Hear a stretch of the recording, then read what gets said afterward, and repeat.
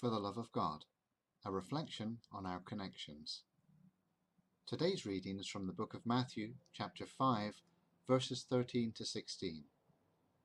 You are the salt of the earth, but if salt has lost its taste, how can its saltiness be restored? It is no longer good for anything, but is thrown out and trampled underfoot. You are the light of the world. A city built on a hill cannot be hid. No one after lighting a lamp puts it under the bushel basket, but on the lampstand, and it gives light to all in the house.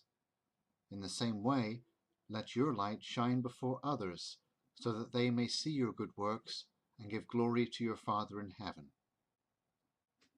Jesus was the master of using simple, everyday things to speak his truth. In this passage of Scripture, Jesus used salt and light to explain the power of discipleship that, when individual faith is kindled well, can evolve into stewardship. In using salt, Jesus knew how small amounts of this inexpensive substance could have an outsized effect on all of our lives. Salt adds flavor to food. In an age before home refrigeration, salt was the main way in which certain foods could be preserved. Salt helped to clean the home. So too, a little faith could go a long way to heal wounds, inspire good works, and sustain the spirit. However, Jesus added depth to this statement by qualifying it. He asked us the question, but if salt has lost its taste, how can its saltiness be restored? It is important for us to realize what he meant.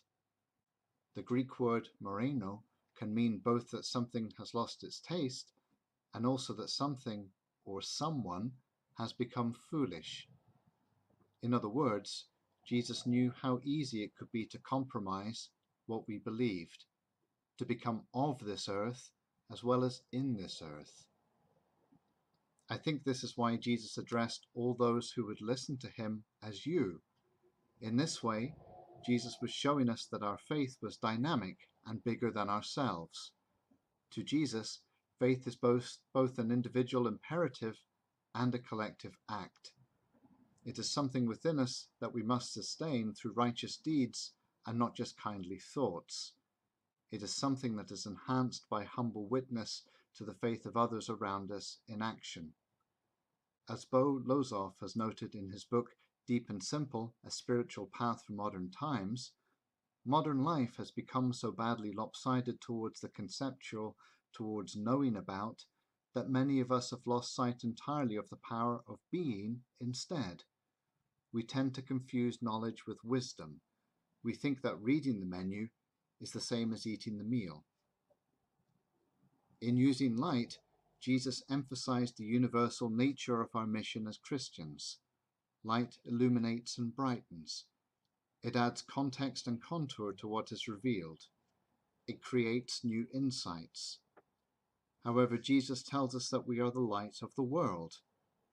The Greek word used here, cosmos, refers to the whole world, a place that is distinct from God. Here we are called not merely to develop our faith or to share it with our community in good deeds. We are called to demonstrate a sense of confident humility by sharing our faith with the world. This requires humility of us because we must acknowledge the role of God in the development of our gifts and in our deployment of those gifts to serve the divine. However, it also requires confidence to show the world who we really are. I think this last element, which requires us to show others our own light, is why role models are so important. Role models are required to show that we are never alone on our spiritual journeys, and that no loving act ever is done in vain. One of mine is the Reverend Frederick McFeely Rogers. You might know him as Mr. Rogers. In his own inspirational way, Mr. Rogers has shown me how to live my faith fully and confidently. In his book, Life's Journeys According to Mr. Rogers, Things to Remember Along the Way, Mr. Rogers made the following comments. I believe that at the center of the universe there dwells a loving spirit who longs for all that's best in all of creation, a spirit who knows the great potential of each planet as well as each person, and little by little will love us into being more than we ever dreamed possible. That loving Spirit would rather die than give up on any one of us. And with those words, I will close for now. Thank you for listening.